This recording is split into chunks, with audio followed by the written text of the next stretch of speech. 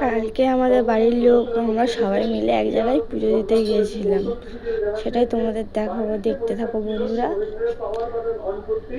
তো আমি রেডি হওয়ার জন্য সকাল সকাল জামা কাপড় পরে অটো করে চলে যাচ্ছিলাম আমাদের গন্তব্যস্থলে বুদ্ধদেবের মন্দিরে পুজো দিতে। তো তোমরা দেখো, বুদ্ধদেবের মন্দিরটা হলো কচুয়া বুদ্ধদেব মন্দির।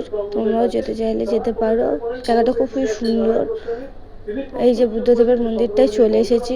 বুদ্ধদেবের মন্দির ঠাকুর মাকুরগুলো সব দেখছিলাম।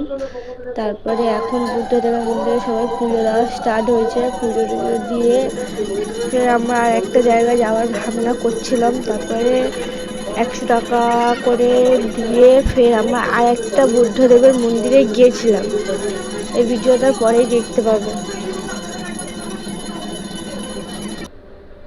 এই সেই মন্দিরটা চলে এসেছি। তো দেখো বুদ্ধদেবের মন্দিরটা ভালো লাগছে কিনা। এই বুদ্ধদেবের মন্দিরটা চাতলা মন্দির নাকি বুদ্ধদেবের এটা। তো চলো ঢুকি ভেতরে।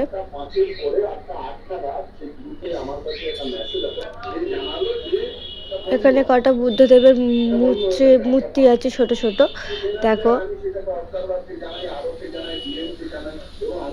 ওইদিকে যাচ্ছি, একটা বুদ্ধদেব পুজো হচ্ছে, ওখান থেকে পুজো দিয়ে আর কটা মালা নেবো।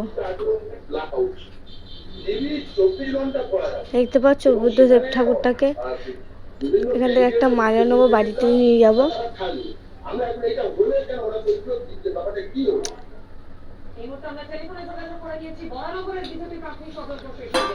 মালা নেওয়া হয়ে গেছে, একটু উপরে যাবো, গিয়ে কটা ঠাকুর আছে দেখবো। এটা হলো গণেশ ঠাকুর, এটা হলো সব না, এটা হলো শিব আর পার্বতী। তারপরে এখান থেকে আমরা আর একটা মন্দিরে যাব, সেটা হলো একটা কালী মন্দির। কালী ঠাকুর আছে, কালী ঠাকুর পুজিতে হয়, আর শিব ঠাকুরের 12টা রূপ আছে। তোমরা দেখো মূর্তিগুলো।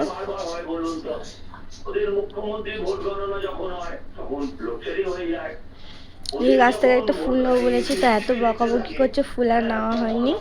ফের একটা মন্দির, কালী ঠাকুরটার ছবি তোলা ওখানে বান ছিল, নাহলে তোমাদের